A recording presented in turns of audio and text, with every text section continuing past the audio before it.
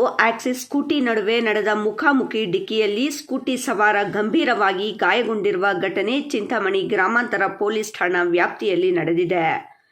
ಬಾಗೇಪಲ್ಲಿ ರಸ್ತೆಯ ನೆಲಮಾಚನಹಳ್ಳಿ ಬಳಿ ಸೋಮವಾರ ಸಂಜೆ ಈ ಅಪಘಾತ ಸಂಭವಿಸಿದೆ.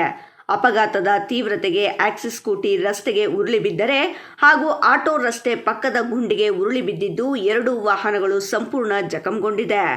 ಅಪಘಾತದಲ್ಲಿ ತೀವ್ರವಾಗಿ ಗಾಯಗೊಂಡ ವ್ಯಕ್ತಿಯನ್ನು ಲಕ್ಕೇಪಲ್ಲಿ ಗ್ರಾಮದ ನಿವಾಸಿ 30 ವರ್ಷದ ಶ್ರೀಕಾಂತ್ ಎಂದು ಗುರುತಿಸಲಾಗಿದೆ.